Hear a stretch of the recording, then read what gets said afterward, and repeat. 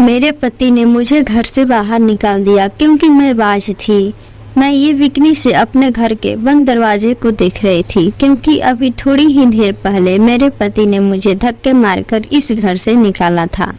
मेरा कसूर सिर्फ इतना था कि मैं उन्हें औलाद नहीं दे पाई। दुनिया कभी भी किसी के लिए इतनी बुरी नहीं होती जितना कि एक बाज औरत के लिए हो जाती है। सारी जिंदगी साथ निभाने वाले, साथ जीने मरने वाले की कसमें खाने वाले मेरे पति ने आज आधी रात को मुझे इस घर से बाहर निकाल दिया था। मुझे यकीन नहीं हो रहा था कि उसने मुझे घर से निकाल दिया है, वो भी रात के इस पहर जब गली में कुत्ते भी सो रहे होते हैं। कुछ देर तक मैं फटी फटी आंखों से घर के बंद दरवाजे को देखती रही। फिर मैंने तो जोर जोर से दरवाज़ा पीटना शुरू कर दिया और मैं अपने पति की विनती करने लगी, मुझे अंदर आने दो। रात के अंधेरे में तुम अपनी जवान पत्नी को निकाल रहे हो, तुम्हारी हैरत कहाँ मर गई है। तब काफ़ी देर बेबसी से दरवाज़ा पीटने के बाद जब मेरी उम्मीद ख़त्म हो गई तो मैंने सुनसान गली को देखा और सोचने लगी कि मैं कहाँ जाऊँ। बिना सोचे समझे मैं उस गली की तरफ निकल गई। गली सुनसान थी। कुछ मन चले मुझे देखकर आवाज़ें करना शुरू कर दिए। मेरे कदम जो आराम आराम से चल उठ रहे थे, एकदम से उनमें तेजी आ गई। मैं तेज तेज कदमों उठती हुई आगे बढ़ने लगी। मैंने देखा वो 3 लड़के थे और मेरा पीछा कर रहे थे। मैं तेजी से चलते जा रही थी और मेरा दिल जोर जोर से धड़क रहा था। मुझे कुछ समझ में नहीं आ रहा था कि मैं कहाँ जाऊँ। चलती चलती मेन रोड तक पहुँच गई और तेजी से भागने लगी। भागते भागते मेरा सांस फूलने लगा, मेरी हिम्मत जवाब दे गई और मेरा सर चकराने लगा। मेरी आंखों के सामने अंधेरा छाया और मैं सड़क के बीचों बीच गिर गई। जब मेरी आंख खुली तो मैं एक बड़े से बंगले में थी। मेरे सामने एक खूबसूरत औरत बैठी थी। मेरा सर अभी भी चक्कर आ रहा था। मैंने उस औरत को सवाली नज़रों से देखा।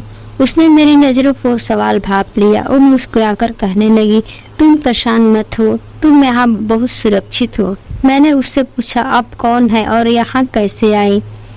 उसने कहा, मैं बच्चे के लिए दवाई लेने गई थी। दवा लेकर जब वापस आ रही थी तो मैंने तुम्हें देखा, तुम सड़क पर बेहोश पड़ी थी।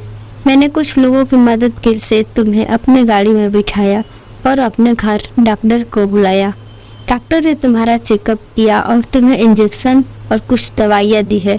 तुम्हारा बीपी लो हो गया था।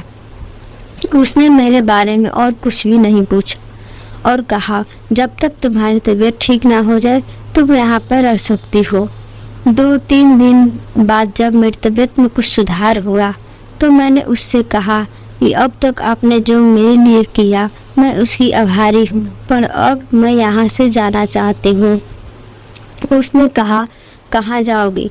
तुम्हारी हालत देखकर लगता है कि तुम्हें तुम्हारे घर वाले ने निकाल दिया है या तो तुम घर से भाग कर आई हो।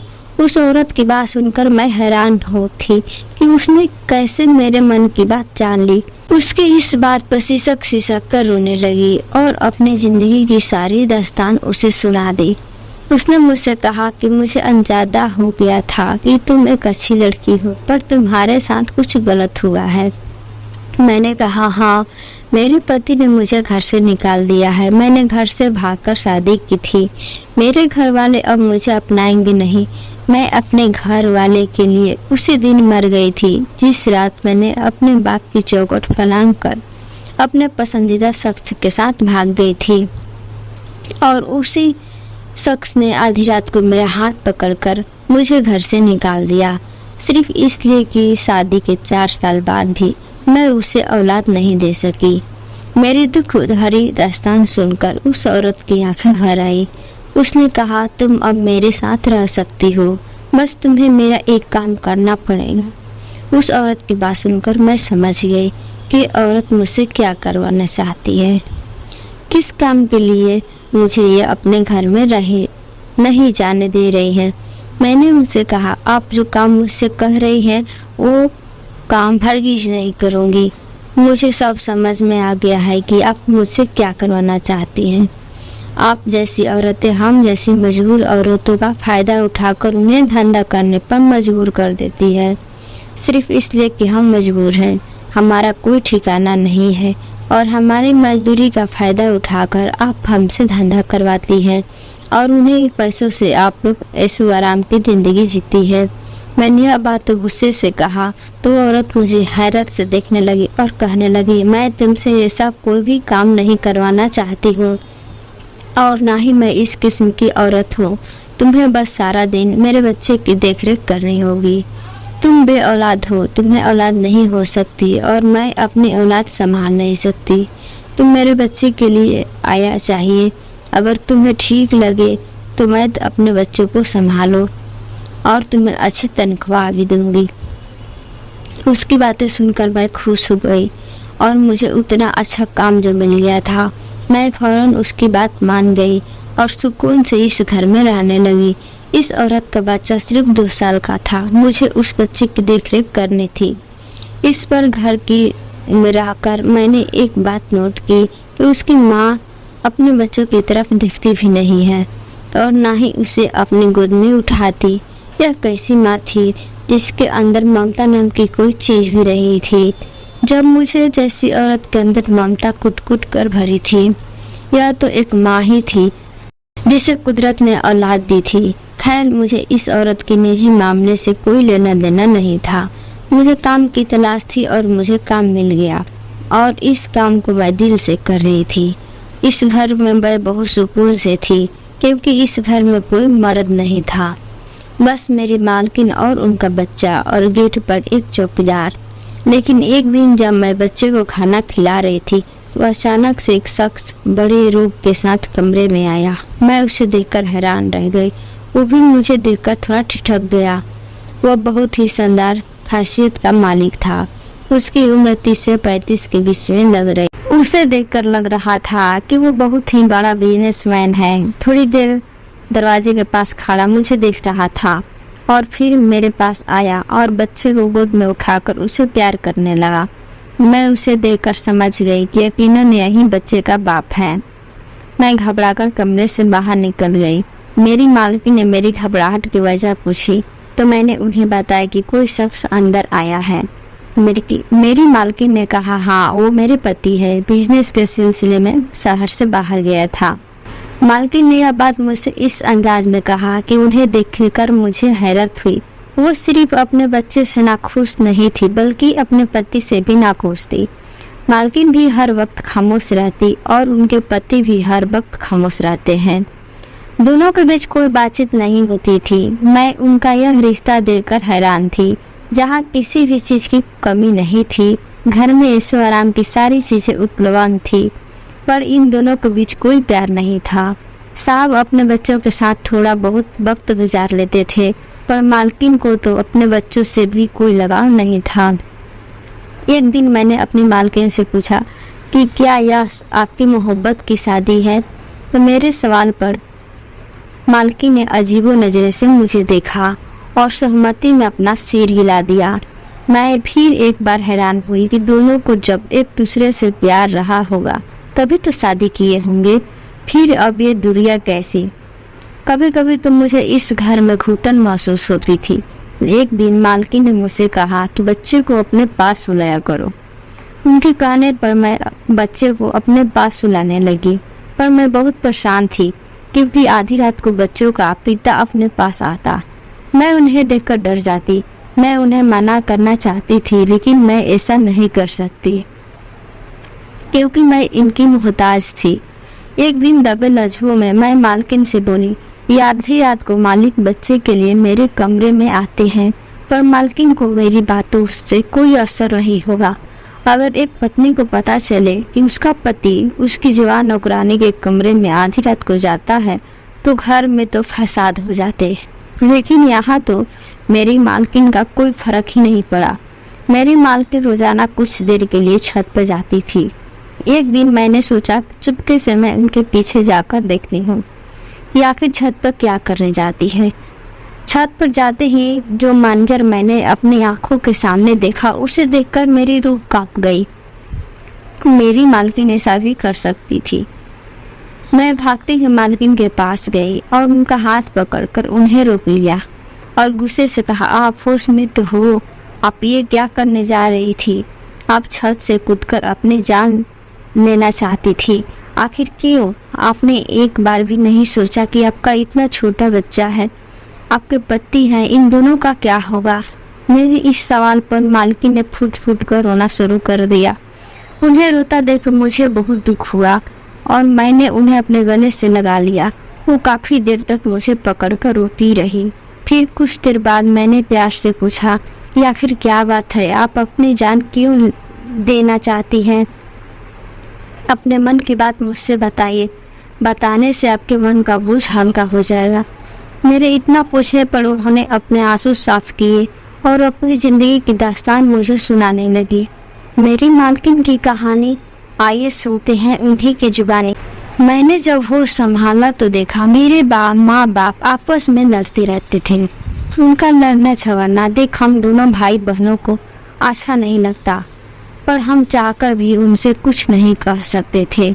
हम दोनों भाई बहन थे, मेरा एक भाई और मैं एक बहन थी, पर मैं अपने बाप की बहुत लाडली बेटी थी।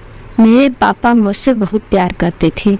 मेरी उम्र लगभग अभी 12 से 13 साल की हुई थी कि हमारे घर पर पापा एक 18 साल की लड़की को अपने साथ लेकर आए और कहा, आज से ये घर की देखभाल करेगा। उसका नाम आशुतोष था। आशुतोष के जाने के बाद मेरे माँ बाप फिर से लड़ाइयाँ शुरू हो गई। आशुतोष मुझे एक आँख भी नहीं भाता था। वो खाना भी बनाता और घर की देखभाल भी करता था। घर में झगड़ा होने की वजह से मेरे पापा की नशे की लत लग चुकी थी और मेरी माँ भी अपने गम में डूबी हुई थी, इसलिए वह ज़्यादातर समय अपने बाहर ही व्यतीत करती थी। वो शाम होते ही या तो टहलने या अपनी सहेलियों के घर चली जाती थी और भाई भी पढ़ाई के बाद सारा दिन अपने दोस्तों के साथ गुजरता। अब घर में मैं और आशुतोष अकेले होते थे। मेरे घर वालों को कोई फर्क नहीं पड़ता था कि अब मैं जवान हो रही हूँ और एक जवान लड़के के साथ सारा दिन घर में रहती हूँ। धीरे धीरे मैं बड़ी हो रही थी। मुझे एहसास होने लगा कि मेरे घर में झगड़े की फसाद में आशुतोष ही है और मेरे माँ बाप एक दूसरे के खिलाफ भड़काता है और दोनों के बीच झगड़े करवाता है। धीरे धीरे करके मैं 18 साल की हुई तो पहले सबसे ज़्यादा समझदार हो चुकी थी। मैं अपने घरों में आशुतोष की लगाई हुई आग को बुझाना चाहती थी। एक दिन मैं मौका पाकर किचन में गई जहाँ पर आशुतोष सब्जियाँ काट रहा था और इस वक्त घर में कोई नहीं था। मैं उसके सामने जाकर खड़ी हो गई। वो मुझे एक नज़र देखा और कहने लगा, यहाँ से चली जाओ। जैसे मैं उसे नापसंद कर दी थी वैसे ही वो मुझे भी पसंद नहीं करता था। मैंने उसकी आंखों में आंखें डालकर कहा, मेरे घर में आग मत लगाओ वरना मैं तुम्हारी ज़िंदगी में आग लगा दूंगी। मेरी बात सुनकर उसने हैरत से मुझे देखते हुए कहा, क्या मतलब है इस बात का? मैंने उससे कहा कि तुम अच्छी तरह से जानते हो कि मेरी बात का मतलब क्या है। जो तुम खेल मेरे माँ बाप के साथ खेल रहे हो इतने सालों से, तुम्हें क्या लगता है कि मैं किसी को पता नहीं चलेगा? लेकिन मुझे पता चल गया है। मेरी बात सुनकर वो मुझे सर से पांव तक देखा और कहने लगा, अब तुम बड़ी हो गई हो, बेहतर यही होगा कि तुम मुझसे दूर रहा करो, अपने काम से काम रखा करो और मुझसे अपना काम करवाने दो। आइंदा तुम किचन में नजर मत आना। तुमने मेरे काम में खलल डाला है। मुझे खाना जल्दी बनाना है, तुम यहाँ से चली जाओ। आशुतोष मुझसे बचपन से इसी अंदाज में बात करता था, क्योंकि जब मैं इस घर में आया तो मैं बच्ची थी, लेकिन आज उसे अंदाज हो गया था कि मैं अब बच्ची नहीं रही। मैंने उससे कहा, यह घर मेरा है, मैं जहाँ चाहूँ जैसे चाहूँ जा सकती हूँ। तुम नौकर हो, नौकर बनकर रहो, घर वाले बनने की कोशिश मत करो। मेरी बात सुनकर उसका चेहरा गुस्से से लाल था, जैसे लग रहा था कि उसका हाथ उठ जाएगा। उसने अपने आप पर काबू किया। अचानक मेरी नज़रें उसके हाथ पर पड़ गई। मैंने कहा, तुम मुझे थप्पड़ मारने वाले थे, मारो मुझे, थप्पड़ रुक क्यों गए? उसने उसका हाथ पकड़कर उससे तैस दिलाना चाहा। मुझे यकीन था कि वो मुझे थप्पड़ नहीं मारेगा, लेकिन अचानक से उसने एक जोरदार थप्पड़ मेरे गाल पर लगा दिया तो मेरे सर थप्पड़ आसमान गिर पड़ा। मैंने हैरत से उसकी तरफ देखा और कहा, तुम्हारी हिम्मत कैसी हुई मुझे थप्पड़ मारने की? तुम्हारी इस घर में औकात क्या है? मैं गुस्से में थी कि अचानक मेरी नज़र कटिंग बोर्ड पर चली गई, जहाँ पर आशुतोष ने बहुत मजबूरी से छुरी को पकड़ा हुआ था और उसको हथेली खून से लथपथ थी। मैंने देखा जिस हाथ से उसने मुझे थप्पड़ मारा वही हाथ उसने जख्मी कर लिया था। मैं उसे देखकर घबरा गई कि कोई शख्स ऐसा कैसे कर सकता जो खुद को इतना बड़ा नुकसान पहुंचाएगा। आशुतोष की यह हालत देखकर मैं डर गई और दौड़ते हुए अपने कमरे में आ गई। मेरा दिल जोर जोर से धड़क रहा था। ये मंजर मेरे लिए बहुत ही अजीब था। उसने मुझे थप्पड़ मारा। मुझे इस बात से इतनी हैरत नहीं थी जितनी इस बात से हैरत हो रही थी उसने जिस हाथ से थप्पड़ मारा उसने वही हाथ जख्मी कर लिया। उस रात मैं पूरी रात सो नहीं पाई। मैं पूरी रात सिर्फ आशुतोष के बारे में सोच रही थी। इतना अजीब बात है ना, जिस इंसान से हम सबसे ज़्यादा नफरत करते हैं कुदरत हमें उसी से मोहब्बत करने पर मजबूर कर देती है। लेकिन मुझे नहीं पता था कि अब मेरी मोहब्बत मेरे गले का फंदा बनने वाली है। अगली सुबह जब मैं कॉलेज के लिए निकल रही थी तो मैंने देखा आशुतोष के हाथ में पट्टी बंधी हुई थी। वो मुझे देखते ही अपनी नज़रें झुका लिया। मैं कॉलेज के लिए निकल गई पर मेरा पढ़ाई में मन नहीं लग रहा था। मेरा सारा दिलो दिमाग सिर्फ आशुतोष की तरफ था। मैं ना चाहते हुए भी उसके बारे में सोच रही थी। मैं कुछ ही दिनों में आशुतोष के मोहब्बत में गिरफ्तार हो गई जिसका कोई हिसाब नहीं था। एक दिन वो किचन में था, मैं उसके पीछे चली गई और मैं अपने जज्बात पर काबू नहीं कर पाई और उसे लिपट कर बोली, अपने मोहब्बत का इजहार कर दिया। उसने तुरंत मुझे खुद से अलग कर दिया और बोला, मुझे मरवाओगी क्या? तुम्हारे घर वाले ने अगर यह सब देख लिया तो मुझे जान से मार देंगे। मैंने कहा, तुम कैसे मर्द हो? मैं लड़की होकर धड़ल्ले से अपनी मोहब्बत का इजहार कर रही हूँ और तुम मर्द होकर इस कदर डर रहे हो। उसने कहा, तुम्हें क्या लगता है कि एक मर्द मजबूर नहीं होता? मैं जैसा भी हूँ तुम्हारे घर का नौकर हूँ और ये बात मैं नहीं भूल सकता। मैंने उसे कहा कि क्या तुम मुझसे प्यार नहीं करते? उसने मुझसे नजरें चुरा ली और कहने लगा, तुम मेरे सामने जाओ मत आओ। तुम्हें देखकर मेरे जज्बात बहकने लगते हैं। अगर तुम्हारे घर वाले को पता चल गया तो मुझे इस नौकरी से हाथ धोना पड़ेगा और जान से भी। मैंने कहा, मुझे यह सब कुछ नहीं पता। मैं तुम्हारे मुंह से सिर्फ अपने प्यार का इजहार सुनना चाहती हूँ। मेरे बहुत इसरार के बाद उसने मुझसे अपना प्यार का इजहार कर दिया। बस यही लम्हा था कि मेरे पीछे मेरे पापा आ गए और उन्होंने सारा मंजर देख लिया। मेरे पापा और मेरे भाई ने आशुतोष को इस कदर मारा कि आशुतोष लहूलुहान हो चुका था। मैं उस पर गिरी और उसे बचाने की कोशिश करने लगी। तभी मेरी माँ आ गई और वो उसे कहने लगी। आशुतोष की हालत देखकर मैं डर गई और मैंने बेहोशी का बहाना बनाया। जब मैं बेहोश हुई तो सभी मेरी तरफ आ गए और मौका पाकर आशुतोष वहाँ से भाग निकला। वो ऐसा भागा कि दोबारा किसी के हाथ नहीं आया। इस बात को 1 महीना हो चुका था। मेरे माँ बाप ने जल्दी से मेरा रिश्ता देखकर मेरी शादी की तैयारी शुरू कर दी। एक रात मैं सो रही थी कि मेरी खिड़की पर दस्तक हुई तो मैंने देखा आशुतोष था। वह मुझे लेने आया था। मैं उसकी मोहब्बत में अंधी हो चुकी थी। मैं अपने माँ बाप की मोहब्बत को लताड़ते हुए आशुतोष के साथ भाग गई। हम दोनों की तुरंत शादी की और 1 महीना साथ गुजारा। घर वाले मुझे पागलों की तरह ढूंढ रहे थे। एक दिन उन्होंने हमारा ठिकाना पता ही चल गया। मेरे माँ बाप मुझे लेने एक साथ निकले, लेकिन रास्ते में ही उनका कार एक्सीडेंट हो गया और मौके पर ही उनकी मौत हो गई। खबर मुझ पर कायनात की तरह गिरी थी। फिर मेरा भाई मुझे ढूंढते ढूंढते हम तक पहुंच गया। मेरे भाई और आशुतोष के बीच हाथापाई शुरू हो गई। उसी हाथापाई में आशुतोष अपने आप को बचाने के लिए मेरे भाई को धक्का दिया। मेरा भाई सर के गल में जा गिरा, जिसकी सर में गहरी चोट लगी। उसे अचानक मौके पर ही उसकी भी मौत हो गई। बस यही एक दिन मेरी दुनिया, मेरा मायका सब कुछ लुट चुका था। मेरे मायके में अब कोई नहीं बचा था। आशुतोष मेरे भाई को मारना नहीं चाहता था।